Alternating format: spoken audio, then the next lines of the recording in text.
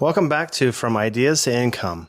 I'm your host, Dan, and with me, as always, is my wonderful, slightly less MBA, but always funnier co-host, Becky. Hi, Dan.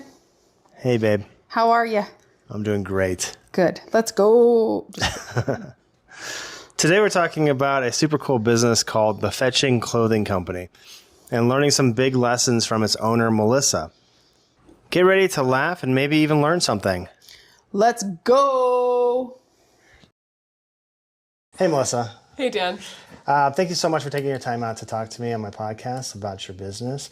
We talked about this a little bit. The podcast is about talking to people who've started something, and we're going through like that first year and how that kind of took off. That the listeners are kind of interested on that, how that runway is, and then how you actually got it off the ground.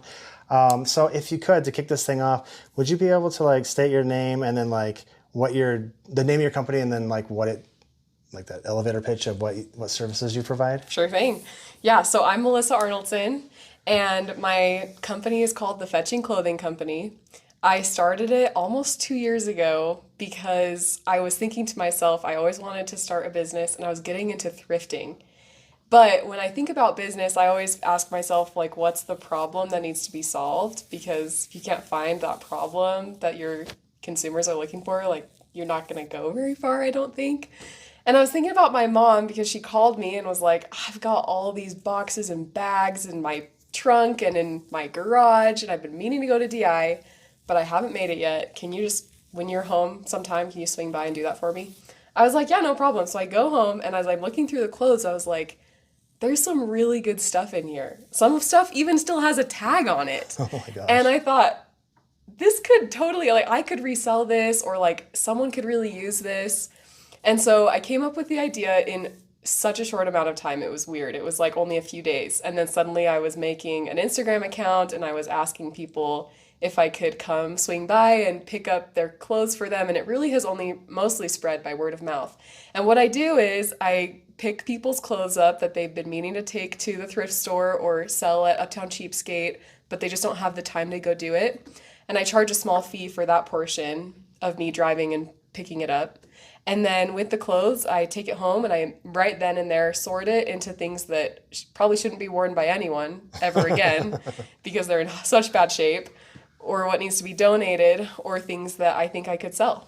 And then I go from there and selling the clothes or taking the stuff to the DI or things like that. Wow, that's an interesting business model. Yeah. I don't think I've heard anybody, like when you said it, because we talked at a potluck, I think, recently. Yeah, like a potluck, yeah. Yeah. And when you told me this, I was like, wait, hold on. I've never heard anybody do something like this. Right. And it's also at the same time genius. Thanks. Right? It's been so fun. Because there's been a couple of times where I was like, I'm going to interview this lady who does the, DI pickups. Mm-hmm. And they're like, explain to me. And I try to explain a little bit of what you said, and all of them were like, what the heck? That's great. That's a great idea. Yeah. and you're the kind of like working off of that laziness of not wanting to take it. And so when I was telling people about this business model, I can see that twinkle in their eye of like, why don't I do something like that?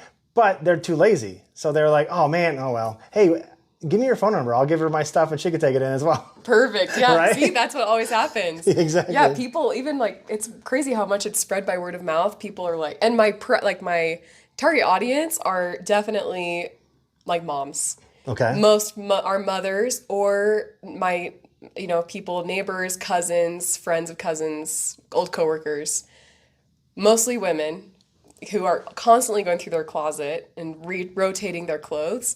And yeah, they just reach out and they say either they want me to pick up for them, or they have a friend that they know that wants me to pick up for them. Interesting. Yeah. So you were talking about how like you kind of had an inkling of like somebody needs to take, your mom wanted to take some stuff down. Yep. And then you were like, I'm just going to sell this stuff or whatever, right? Mm-hmm. And then you started reaching out to other people. But how did that let's break that down a little bit. Like that week that you're like, I think this would work. Mm-hmm. What were your first kind of steps? Like, I don't want to my listeners are kind of like entrepreneur-y, and they kind of want to see how a business starts. So more of a vague term, Sure. not to do just what you did, but like, how did you go from like, I think this is an idea to actually making an idea? Well, I definitely needed to test it out. And I remember just asking my mom to post on our neighborhood Facebook page. about my services. I created a flyer a week after I had the idea, and it had a picture of me, a picture of like cute clothes, and then I put on the side of it, "Hi, I'm Melissa Arnoldson and I own the Fetching Clothing Company. I will come pick up your clothes for a small fee and handle that for you so you don't have to take up more out of your busy life and I'll do the heavy lifting for you," type of a thing, whatever. And so she posted it, and yeah, a few people responded and they were like, "What a great idea. We love this." And we knew each other because I'd grown up in that neighborhood. And so they were like, "Yeah, please send her over." And then I was like, wow, that was fun. Like that worked out. I got so many bags of clothes. Oh my gosh. I was so amazed by how many clothes people have tucked away in a corner that they wonder, will I ever get to that? Will I ever take care of that? And from that point, I said, okay, there's definitely some need here, because I had from that initial just little test that it would kind of work out. And so from that point on my Instagram account, I would post on my stories both to my regular personal account, tagging myself, and my business account. And I would go do pickups on Saturdays. That's what I do, is I do pickups on Saturdays, about once or twice a month. And from that point on, DMs were starting to come in on Instagram, mostly people I knew, because they were like, "Oh, I see that you tagged yourself in this other business account. I didn't know you had another business."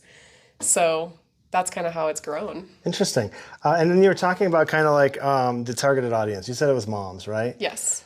I'm sure that's grown in 2 years. Like in the beginning, like what was your target audience in the beginning? Was it just random, like monkeys throwing darts at a thing? Or like did you have like a tangible idea of who you're going to vote? And then how did that kind of grow as that year went by? Yeah, I think I definitely had more of a concrete idea from the beginning, because I knew that mostly it would be women, and probably women who had a family and kids that they were trying to keep track of, who they don't have time to run over to DI and do that kind of thing.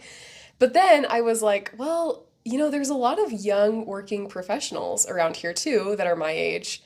And I know me and my roommates, we have all of our clothes. Like when I brought the idea up, my own roommates were like, "You want my bag of clothes? Like, Wow. you want what I have sitting around?" And whenever I tell people about it in my young single adult circles of friends and community, they always say, "What a good idea. I actually have clothes right now." And at least 4 or 5 people in that cluster of 10 or 12 have clothes that they're like, "Oh, yeah, you should come by." So it's kind of expanded from, initially I thought I'm going to help women who don't have time because they're taking care of the kids, they have a part-time job, whatever, to, okay, there's also this working professional demographic of young women who are between, 18 and 30, maybe 18 and 35. And they also fit really well into like that target audience. So that kind of was unexpected, but at the same time fit perfectly into what I was doing. It's kind of like a reverse yard sale. Yeah.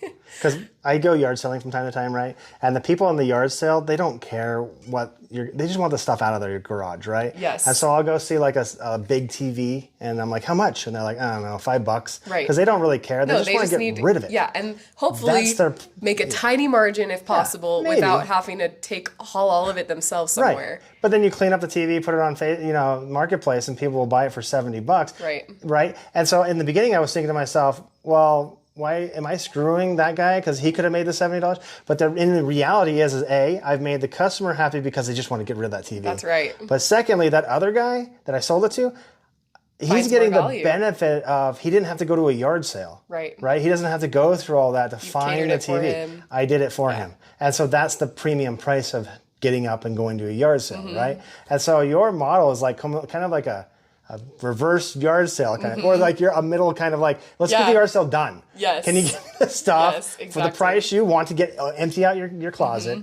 and I will get out there and sell it for you so you don't have to look at it anymore. Right. Or I'll sell it.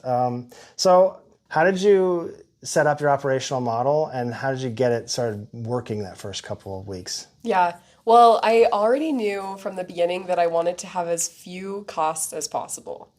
And I thought, okay, if I were to draw this out and make a balance sheet of what it is that's, coming in and out of my operations of this small but significant business to me.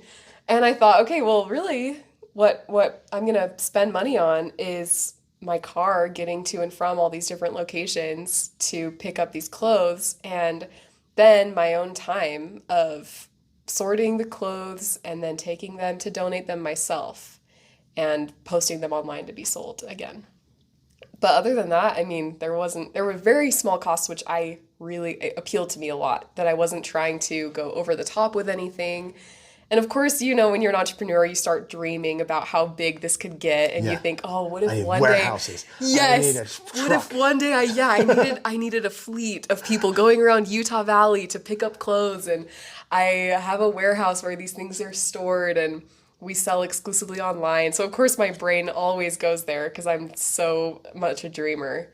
But in the beginning and even now, it still stayed pretty small because I've been so busy with other jobs and school and things. But I've continued to run it and operate it. And the costs are so low to operate this company because I store all of my clothes actually in my own room in bags that are sorted by size, like male, female, dresses, shirts, pants, all kinds of things. And yeah, and I have plenty of room in my own apartment for that kind of thing. So I just haven't worried about renting a space or anything like that. It doesn't get in my way. So it's been nice. Yeah, and without those overhead costs, you can pass that savings down, right? Correct. So you don't have to charge so much for the things you're selling because of the fact that you don't need to. It's not that big pay a deal. For a Yeah, bunch I'm overhead. not trying to create this I'm not trying to overcome a huge deficit from costs and things. Right.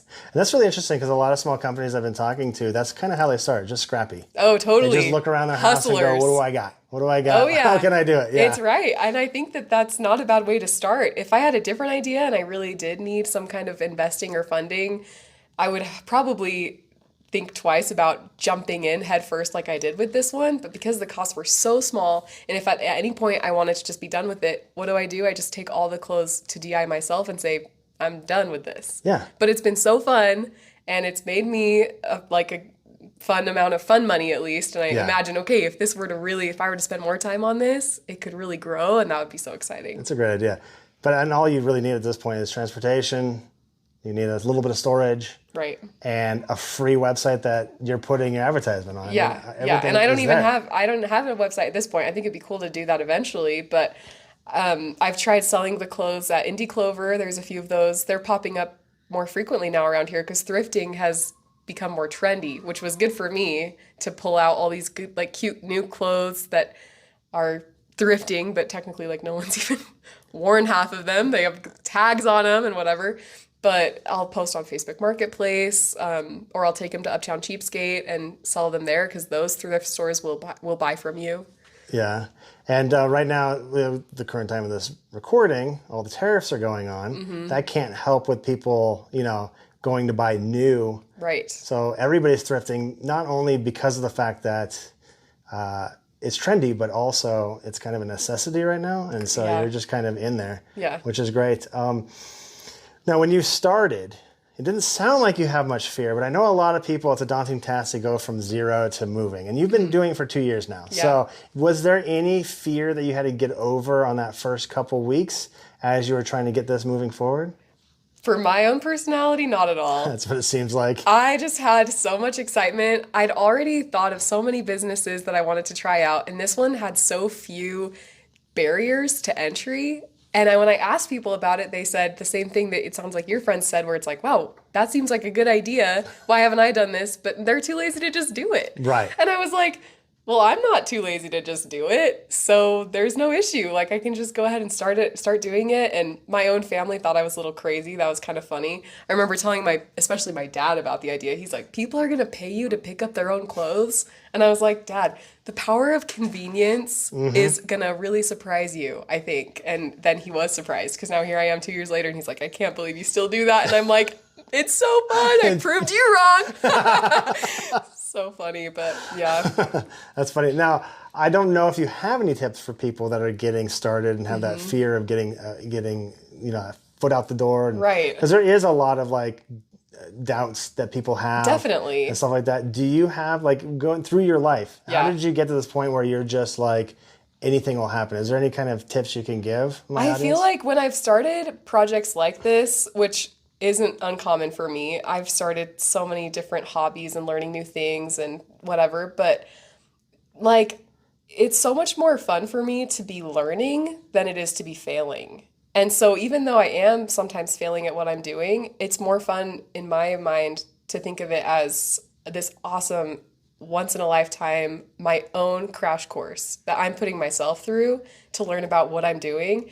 And I'm surprised by, as I push forward and get over the doubts that may come, how many doors still open and how many people are supportive of it and offer their advice and their help so that I can continue to be successful.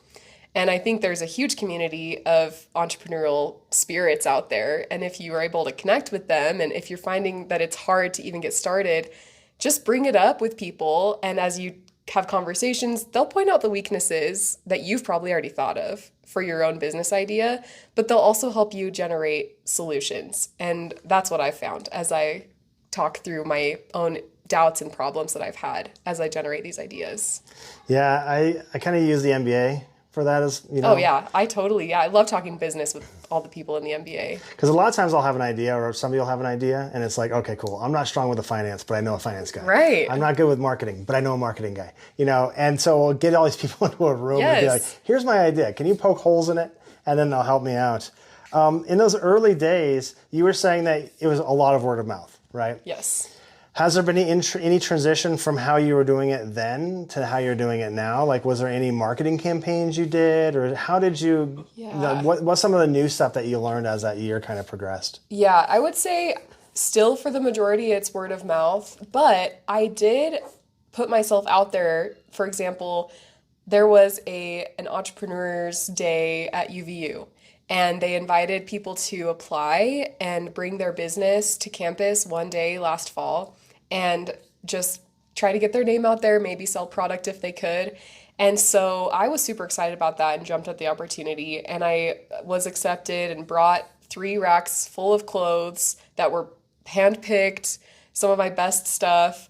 Tried to make it look like as homey as I could, but I was in this like really big, weird hallway with all these other businesses competing for attention around me. But it was super fun, like to be there with all these different business leaders. And I had signs everywhere with the name of my company and as many links as I could to kind of generate action from people who even didn't have time to stop and maybe shop some of my clothes, but just follow me on Instagram or look at what I had going on. Anyway, and so that was super helpful. And I gained like a few new clients from that experience who said, I don't want to buy your clothes right now. Or they did buy the clothes right then and then said, I also have bags for you to pick up. And then they generated their word of mouth in their communities, and they're in Heber and they're, in Sandy or different places. And so that was really helpful to be at a physical location. And my own personal preference is always to be face to face because I just love connecting with people. Right. And so it was so fun to just sit there and chat for like 6 hours. But other than that, really it hasn't changed much for the word of mouth. Just I don't know, for my business model, I feel that that's also imperative because people don't want a stranger driving to their address to pick up the clothes that they had sitting in their garage unless they got it from a trusted source. At least from what I've seen, they need to have that connection first. Yeah. So I kind of anticipate that always being the way that things go, at least until my dream self says in the future, one day people will just know to call you when they have their clothes they need to get picked up. The psychology around that is interesting, right? Like, for instance, nobody would buy a used mattress, but they'd rent one at a hotel, right? It's like there's something, if it's one way, no way. But it's the exact same thing, just pitched a different way. Yeah, absolutely, right? Exactly. And going off of your, extrovertedness, right? Going out there and being able to show your product around other business leaders and something like that. I totally can relate. I'm extrovert as well, and I get the energy like that. Yes. Like after this meeting, I'm gonna be on. I'm gonna have so much dopamine. I'm not gonna know what to do with it. Yeah. So I totally get that. Now, as you're a year or 2 years strong right now, right? What's your current? And I know you're not a big business, you don't have a bunch of employees, but what's your current your mission statement? Oh man, yeah, I really haven't even developed one. That's so funny because I think about that all the time when I'm doing market research for my job and things like that. But you're making me realize I need to hone in on that a little bit. I think if I were to go to my Instagram account, it would probably say something like, to save time for all those busy bees or whatever. Something like that. I don't really like the busy bee thing, but I kind of went with that theme when I first started because I was trying to appeal to people who were too busy to do it themselves. But I kind of wonder if now I would use a little more of my play on words. It's like a triple entendre fetching with Fetching Clothing Company because you fetch the clothing. Clothing can be classified as fetching. And in Utah, people use fetching all the time as a little, like almost a curse word to be like, you little fetcher, like, that's fetch, whatever. They say that a lot. And so I thought that was kind of funny for my audience here in Utah. So I'd probably try to play off of that, but that's funny. Yeah, here I am 2 years into it, and I'm like, oh gosh, I don't even know if I have a mission statement. What's funny about the fetching thing is like we just recently did a case study on Airbnb, and it was the very first time that I got the joke of the name because the guys who started it, there was a conference going on in the city, and all the hotels were booked, and they were like, hey, let's just rent out our room, but they didn't have anything in the room, but they had some airbeds. So they put airbeds in there, and they rented it out, and they just mixed the word airbed with bed and breakfast, and they got Airbnb. I honestly didn't know that. I just got that joke, and I went and told the guy next to me. He's like, yeah. I was like, okay. I'm that person who didn't know. Yeah, I'm glad you let me know about that one too. I'm constantly learning things like that about businesses. It's really funny. It's so funny. So let's see. Right now, you kind of have a brand, right? And in your head, you know what your brand is, you know what you're selling, you know who you are, and I'm sure 2 years ago it was different than what it is now. What, in your words, would you say is your brand? Oh, man. Well, I feel like it's a pretty simple business model as far as when it comes to all the parts combined. But I don't know. Could you give me like an example of what it is? I feel like I'm not totally clear on what you mean by that. Yeah, sure. Let's see. My brother, right? He is an electrician, and his big thing is that he wants people to have a great service of the what he does. He also does a lot of specialty stuff, and he knows that other electricians, when they go out there, they don't really care. They just do their job and get out. And so his team, he makes sure that they bring a vacuum with them because he wants it to, not only does he want it to be a special, new, specific thing that you want, but he wants the area to be clean and nice. And so they have their brand of, these are the electricians that don't leave crap everywhere. Like that kind of brand, right? And I know you're small, and I think what you do is unique. So it's kind of hard to pit it against others. Right. But what do you hope people see your company as? So I don't know. I've thought to myself a few things. One is about the service aspect, and that when people think of tidiness, cleanliness, or minimalism, they think of Marie Kondo. And so it would be awesome in Utah if when people thought of like tidiness, cleanliness, and thrifting, they thought of the Fetching Clothing Company. Or if they thought of, I don't know, like a new way to purchase thrifted clothing. Because sometimes when you go to the Facebook Marketplace, for example, it is one heck of a world on Facebook Marketplace. Things are they don't have the greatest quality sometimes. They don't have the greatest, you go to pick it up and you're like, I'm in the middle of nowhere. I don't know. And so I would want reliability of thrifting to be one thing that I'm known for. Because right now you've got Indie Clover, which is known for all of their diverse suppliers. You can rent a space and do your own thrift selling at Indie Clover. You have Uptown Cheapskate, which is high-end clothing. But even at Uptown Cheapskate, you go there and it's like, this shirt has a stain on it. Wow, really? Yeah. And I'm like, guys, you're really digging yourself in a hole right there. Because I come out here and I think I'm going to get, this awesome Nike shirt. And then I'm like, how cool. Oh, there's this piece of that that's not. Anyway. So I would rather, if I were to be known for not only my service side and keeping a clean and tidy area in your own home, but also for the thrift side, it would definitely be that when you purchase something from the Fetching Clothing Company, it's going to be well, vetted so that they don't have to think to themselves, do I want to see this in person before I actually make this purchase? And they can know, okay, she can ship this to me, and I already know that it's going to be exactly what she said it was. That's good. That's a good brand. So when you started, what were, and maybe you didn't have any, but what were kind of some things that when you were going, what were the biggest hurdles you had to get over? I think just, and that's still true to today, is growing growing my social media presence, my audience who knows about me, like who's even heard of this thing. It's still extremely small, even though I have steady business each month. You know, if you only pick up twice a week, then there's thousands of people who live around here. That's not very many people who know about this business. Yeah. And so that's hard because sometimes I wonder, you know, do I need to be more active on social media? Is that where I'm going to reach my target audience? A lot of it comes from word of mouth, so maybe that's not where I should spend my time. And then I think, well, a lot of places expect you to have some kind of online presence. So I'm grateful that I have a social media account, but I do wonder, like, even now, like, yeah, how do I continue to point the arrow in that upper right-hand corner of growth where I can continue to grow an audience, grow people who want this. And also something interesting is the service side of it is because it's hard because they will get rid of their clothes seasonally.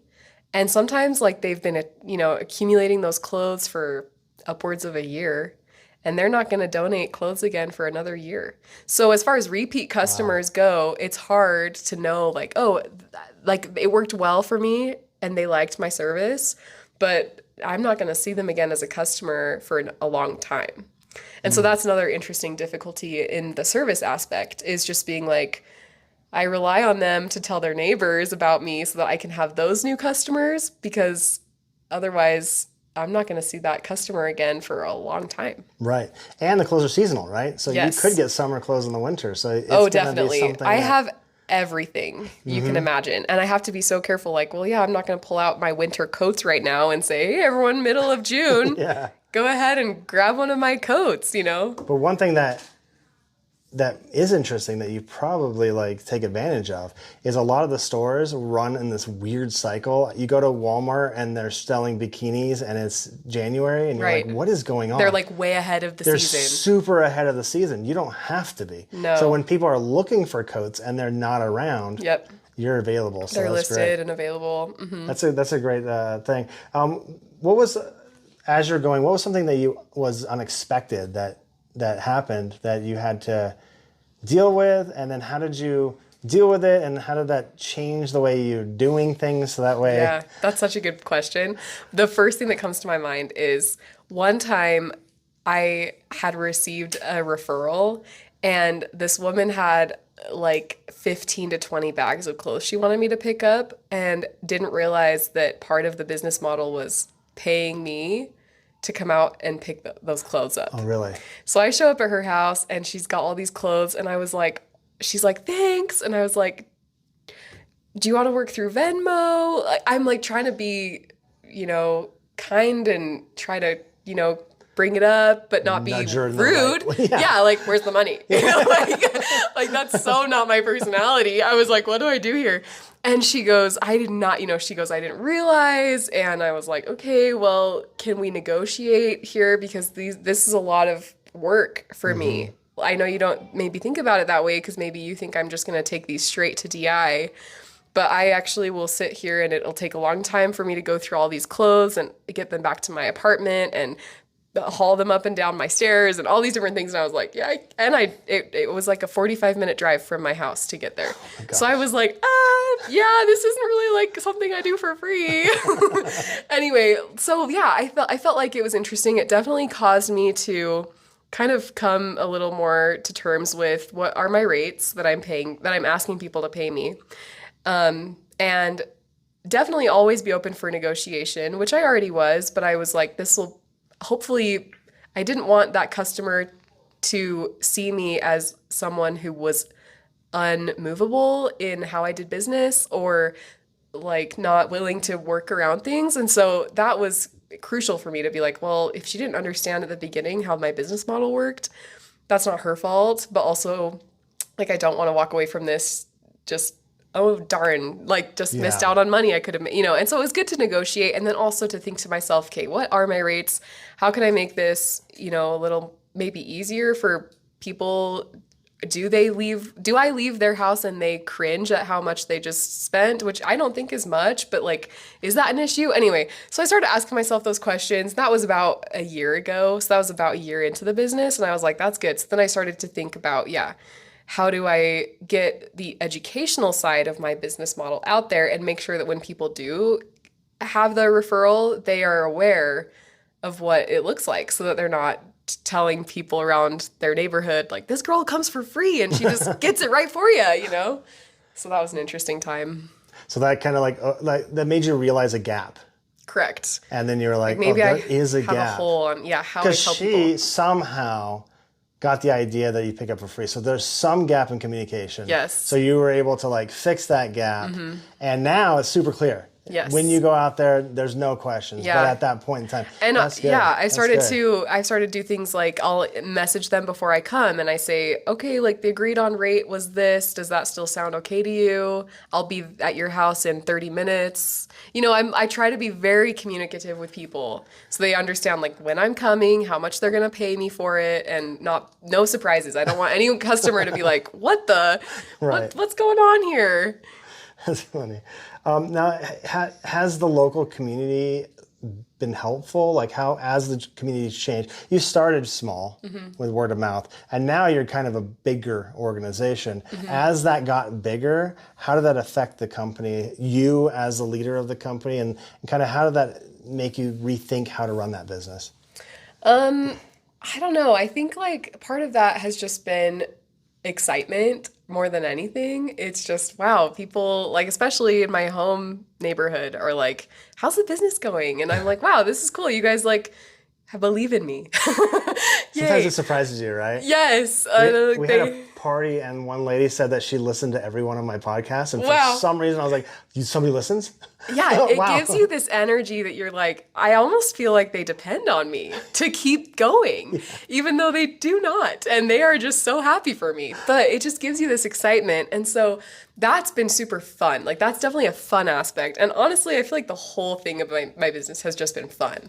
Like, there's no side of it that I look at with like, what a drudge it is to do the sorting of the clothes. I love clothes. That's why I chose to do this business. I love clothes.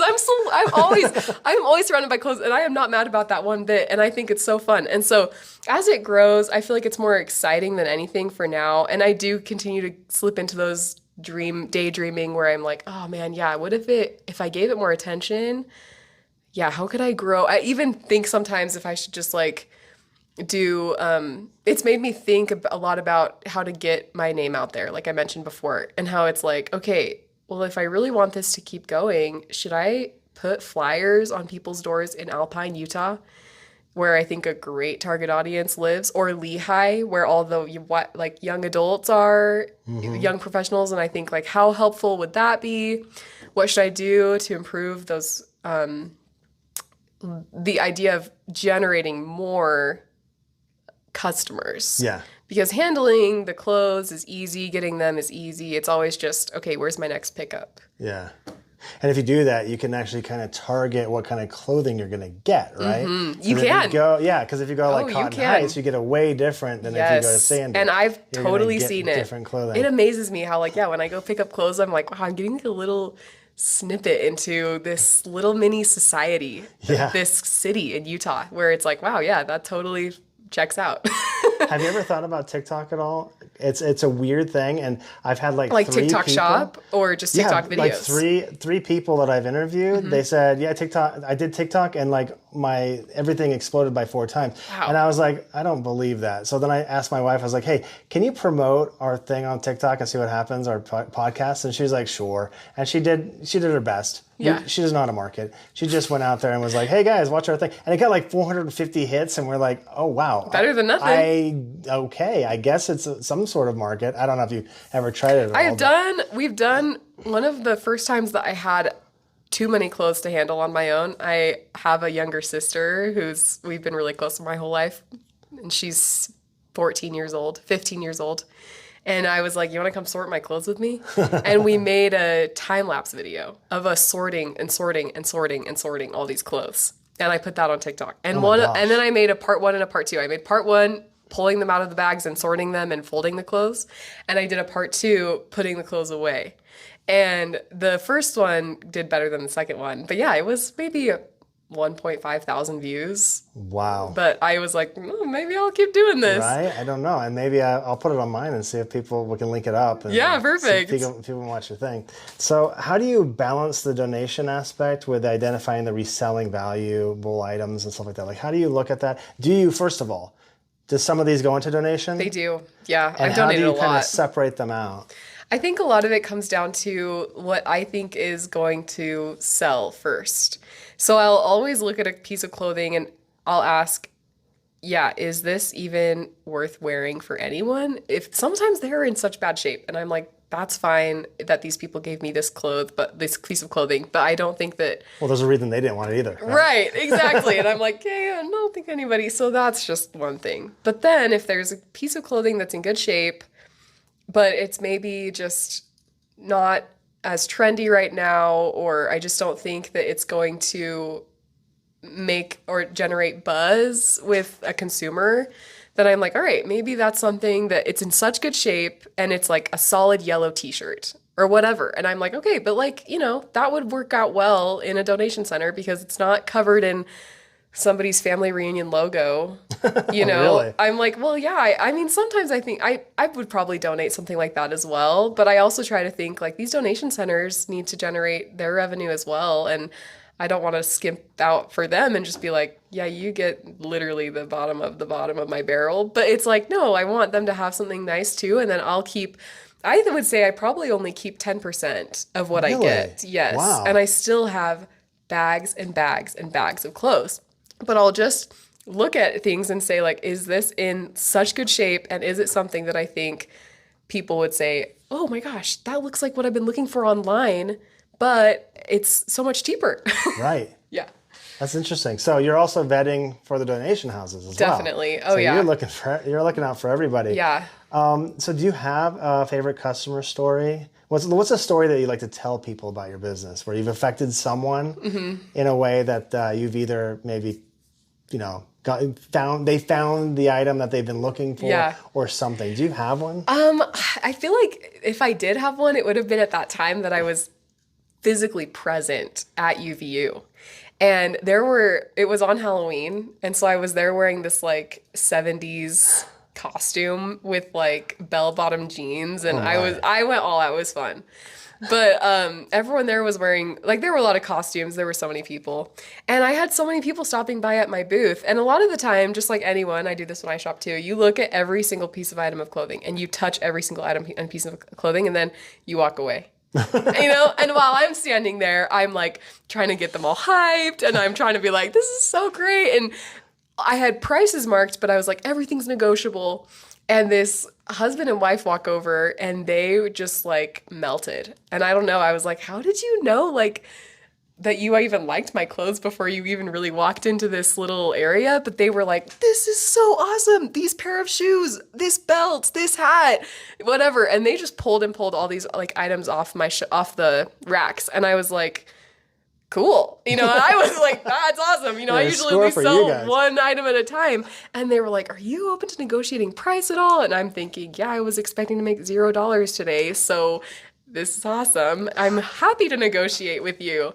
And they just left so happy. And I thought that was so fun. And I hadn't seen anything like that before. So it was a little abnormal. I don't expect to see that again. But I was like, how fun. Like, I had these good items that I definitely picked for a purpose. Like, they were in really good shape, men's and women's clothing and all these things. And it was fun to see them just be like, wow, what a steal. Like, just a young couple who I'm sure, they're trying to save money too, like we all are. Right. If you're on UVU campus, maybe you're a thrifter too. I don't know, but a lot of Utah. That's a big thing, right? Do you make outfits with the clothes that you have? I haven't. I know. I think that'd be fun, sounds like something though. that they wanted to do. Yeah, right? I tried really hard to display the clothes really well, though. I brought a rack that was really cute. It was like white, kind of vintage, had shelves, and that's where I displayed the shoes. And they were like Doc Martens, Nikes, like really nice shoes. My wife or daughters are listening to this. Yeah, hey, they hit me up. I have new Vans that I'm trying to sell. I've got all kinds of stuff. Anyway, so those were all displayed, and then I had my hats on a rack that were like kind of looking nice on the top, and then I color coded the racks of clothing, and most of them were like neutral tones, so they were just sort of like I tried to make it look kind of more like trendy looking, not anything too bright, nothing too dark, and then. Yeah, it attracted a lot of people to come over, and I tried to make it look good. I had a rug set up, I had a lamp, I had things. Wow. Yeah, I tried to make it look very homey, and I knew that the aesthetic would definitely draw people. Did you take pictures of this? I did, yeah. Oh I my can gosh. send them to you. Okay, cool, perfect. Yeah. I want to see that. That's awesome. So going back to the beginning, right? Mm-hmm. When you were starting this off, is there anything, like if you had a magic wand, is there anything that you would have done differently, or if there's something that you wish you had have done? I don't know. I feel like I'm still just in such a learning stage of the business, even though it's a couple years old. And it's just so hard to say for sure if I had done something different, what would have been better or Especially worse. in this unique market. It's kind of like, what do you have to compare it to? I don't. Yeah, I really Right? don't. I don't know anyone who does anything quite like I do. And I think it's just been so fun. Like, I wonder if maybe I had established more like those preliminary marketing strategies, maybe that would have been more helpful. But when you're so scrappy and you're starting out as an entrepreneur, the marketing stuff kind of becomes secondary until you really need it. And then you're like, okay, now I have time for that.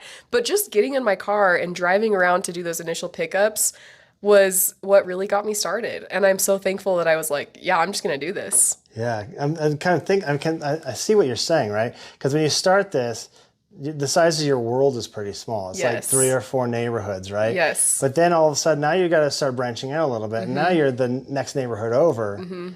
But if you look at that growth rate, now you're gonna have to start thinking about how do I get to the next city? Yeah. Right? How am I Yeah. going to market to them and deliver, and also, keep what I have going? So that's a very interesting thing. If somebody's coming into business, right, and they're kind of new to this stuff, you've been doing this for about 2 years. What would be your key piece of crucial advice for someone getting started? I would just say, what's the first step you can take, and take it. Don't worry too much about like the money that, like, if it requires a lot of money, hold out on that maybe, I don't know. But if there's a step you can take that isn't going to require too much money and it's within your reach, as you continue to move forward and take those steps, you'll find answers to the questions that you're seeing farther down the road. Because if you're an entrepreneur, you're a visionary. You're already thinking 10 years down the road, probably. Right. What could this be? What will this cost me? How much money will I make? Yeah, exactly. It's like, oh, you just can't stop yourself. But you gotta kind of zone in on what's the first next step. And as you do that, as what I've found is, then you find the answers that you need. You find the ways to accomplish what it is you're trying to accomplish. Interesting. It's the reason I was making a little commotion on my side was because that is a common knowledge a lot of people I've been talking to is like, take that first step. Oh, yeah. There was one lady I was interviewing. She teaches Chinese children how to speak English.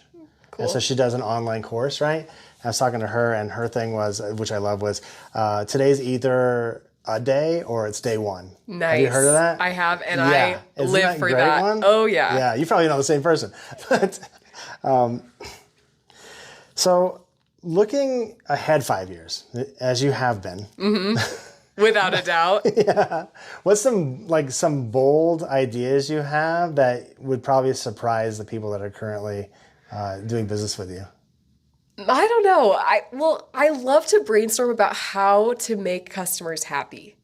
And so if I had more resources and time, I would love to customize my service as much as I possibly could.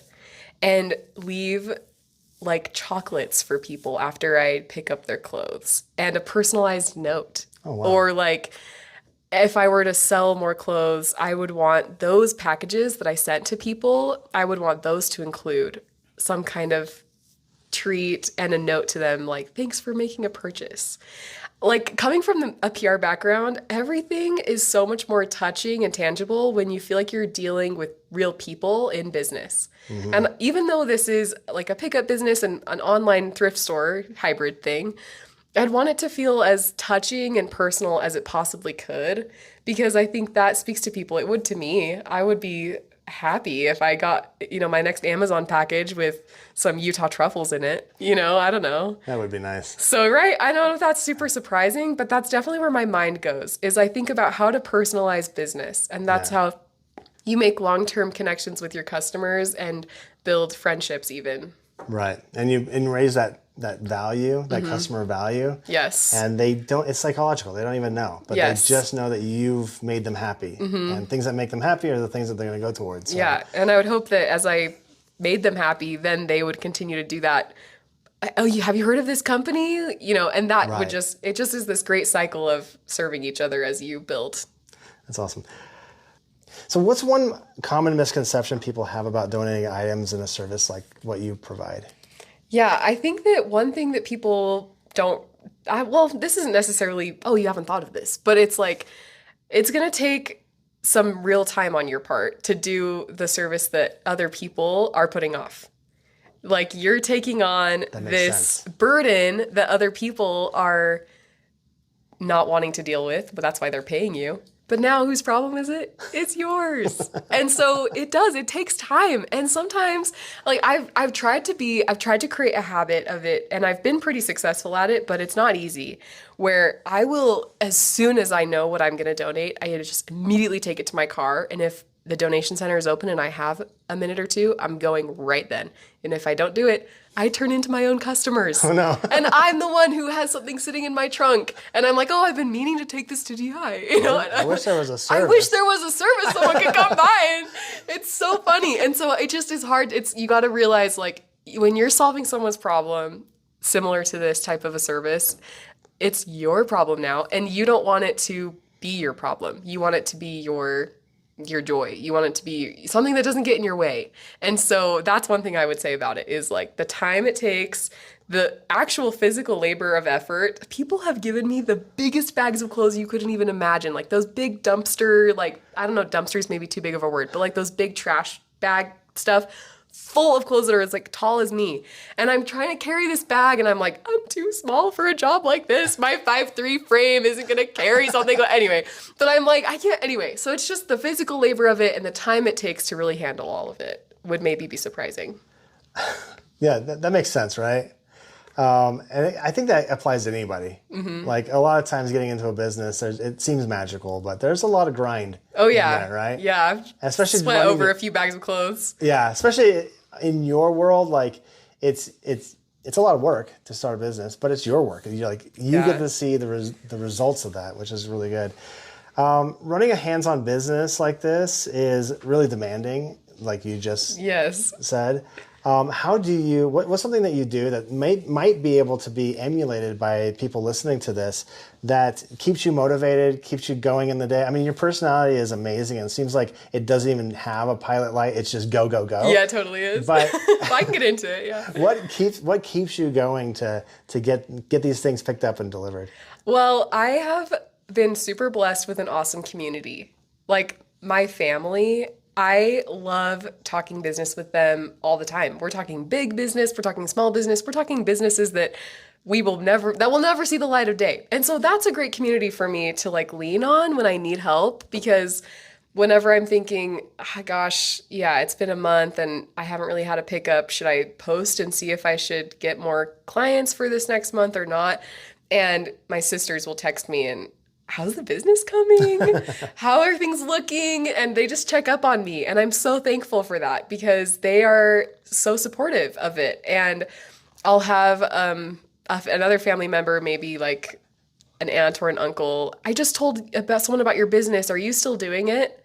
And just that question of, are you still doing it, is like I gotta arrive for the people, I want, and It's then a rallying call. yeah, it is a rallying call, and I really appreciate that. But it is kind of like you said, I think I have a type of personality where I feel so much more excited and curious about what the future holds than daunted and afraid. And I think that's been like a good asset to me. But I can't say that I've done it on my own. Like without the people that I just mentioned, I wouldn't have the hype or the excitement to be like, wow, they're excited for me. And so I have, someone who can be happy with me about what I'm doing. That's great. If you weren't doing this, I know it's kind of a side hustle, right? It kind of sounds like you said that you had a job. Yep. But if you weren't doing this, what would you be doing? What skills that take to run this job would be switched Implemented to elsewhere? something else? Yeah. Oh boy, I have so many ideas. Oh boy. Interview me in another 2 years and I'll tell you what else I'm working on. But I think like some things about the job that I really like that I would use somewhere else is the idea of finding an everyday problem that people are coming across and how do I help fix it. And I don't know exactly what that would look like entirely. Like I kind of mentioned to you at the potluck that I have a PR background. So I've also been diverting some of my time towards building my own PR work that I've been doing where I help send out emails to the Chamber of Commerce so that they can organize ribbon cuttings and get media placements in the media like community or the national news about franchises that are opening. And I just love getting community together. And so what I really like about my business is that it's all about people facing everyday tasks and how do you make it more fun? How do you make it better? And so I don't know if I have a perfect answer for you about what I would specifically be doing with my time, but it would be people facing for sure. And it would be a lot of, what are the everyday tasks? How can I help improve people's day to day? Wow. That's a great value add. So as we're wrapping up, I like to kind of give this last bit to the person I'm interviewing to just kind of like maybe talk about what you're doing, what kind of services that you have, just in case somebody's listening. Oh, yeah. If you can speak to the audience and tell them like what you're offering, what you do, maybe if there's a deal or whatever to the podcast or something. But if you would like to take some time to talk about. Sure. I mean, also like how can people get a hold of you? Like, where can they get? Sure. Yeah. So I have an Instagram account. Like I said, that's pretty much the only way to get a hold of me online because I keep it simple. So that's it. It's an Instagram account. It's thefetchingclothing.co. Okay. And that's my Instagram. It only has a couple hundred followers and I post on it once a month. I don't want to spam people with this random brand on like the social media. And that's mostly where my business comes from is like that Instagram account. I'll do pickups once or twice every Saturday of every month.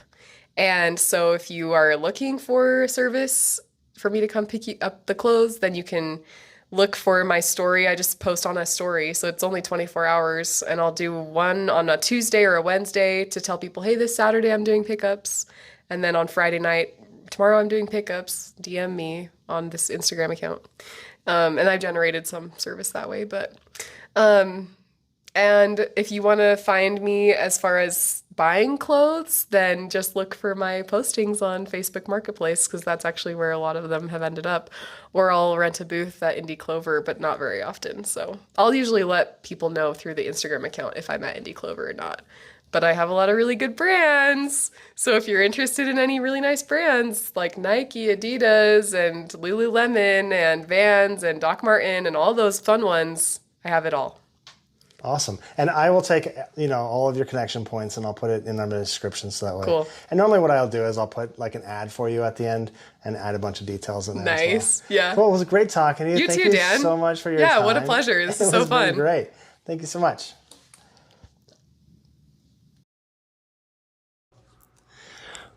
Welcome back from the interview.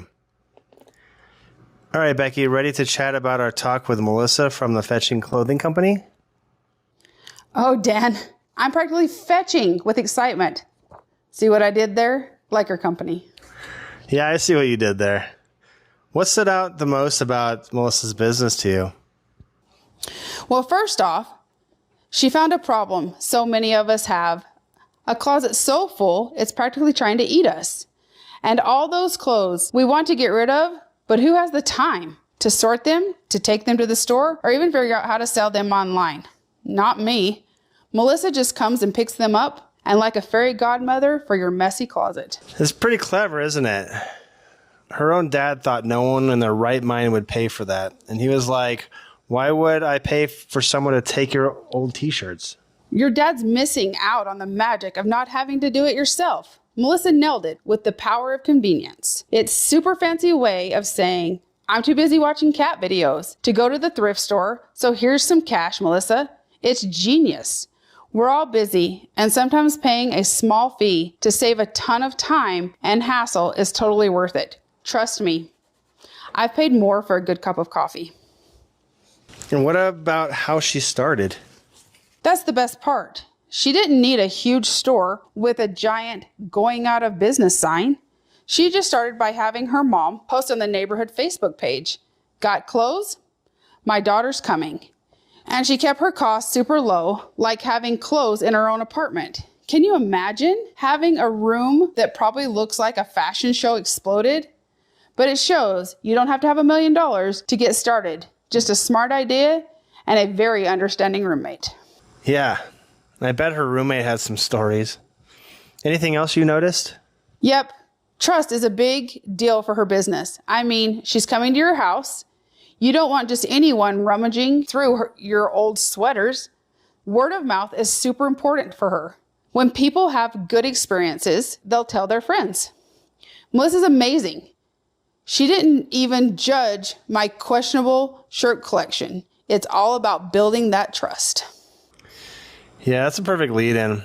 So for our listeners, here are some big business ideas we can learn from Melissa and the Fetching Clothing Company. Lesson 1, solve a real problem. Melissa saw that people had clothing they didn't want but had no time to deal with them. So she created a service that saves them time and makes things easy. She's not just picking up clothes, she's selling convenience. Think of her as a professional time saver. So like, if I invented a machine that folds my laundry for me, that would be solving a problem because my laundry basket is basically a monster at this point. Exactly. You'd be selling the convenience of not having to fold that laundry. Think about it. What annoying little things do you see around you? Maybe there's a simple way to fix one of them, and that could be a golden ticket to a business idea. Lesson 2, start small and spend little. Melissa didn't rent a big office or a fancy truck when she started. She used her own car in her own apartment. This means that she didn't have to worry about a lot of big bills. So, no fancy corporate jet for picking up old socks? Got it. Good for her. Saves money for, important things like cat videos. Exactly. So, why is that smart? Well, when you start small, you don't risk a lot of money. You can test your idea to see if people like it, and then grow it slowly as your business starts to get bigger. It's like dipping your toe in a pool instead of doing a full cannonball. Lesson 3, find your right customers. Melissa first thought only busy moms would use her service. She said moms are always busy, always decluttering. But then she learned that young working people also really liked her services. And who knew they had messy closets too? Wait. So she thought it was just moms and then bam! Turns out young people with jobs also have too much stuff and too little time. My mind is blown. Yeah, it happens more than you think in business. So what does this mean? Well, sometimes you might think you know who your customers are, but as your business grows, you might find new groups of people who might want to use what you have to offer. Always keep your eyes open for new customers. They might surprise you. Lesson 4, word of mouth is powerful. So you mentioned this before, and it's really true. When Melissa does a great job, her customers tell their friends and family. That's the best kind of advertising because people trust what their friends will say more than some fancy commercials. It's like free advertisement that actually works. So if I tell everyone how amazing your podcast is, that's word of mouth. Even though you're paying me to be here? Oh, well, that is a paid endorsement, but this is our podcast. But yes, the principle is the same. Personal recommendations are gold. So lesson 5, make your brand known for good things. Melissa wants people to think of the fetching clothing company as a place where the clothes are clean, well-checked, and reliable. She wants her business to stand out from the other places where you might find used clothes that smell a little funny. So no mystery stains? That's a good brand goal. I once bought a shirt that smelled like old pizza. And let me tell you, that was not the brand experience I was hoping for. Point taken. So what do you want people to think when they hear your business name? Make sure your actions match what you want your brand to be known for. No one wants to be known as the Mystery Stain Company. So conclusions and next steps. Melissa's story is a fantastic illustration of how identifying a small problem, operating lean, focusing on customer convenience, and building trust through word of mouth can lead to a successful and fulfilling entrepreneur venture. It's such a great example of how being helpful and smart can make a big difference. Hey, if Melissa can turn cleaning out closets into a business, what's stopping you from turning your weird hobby into a moneymaker? Maybe my laundry folding robot isn't such a crazy idea after all. Yeah, exactly. We hope this helps you look at everyday problems and think about how you might turn your ideas into income. Thanks for listening, and we'll see you next time. I'm excited. Bye.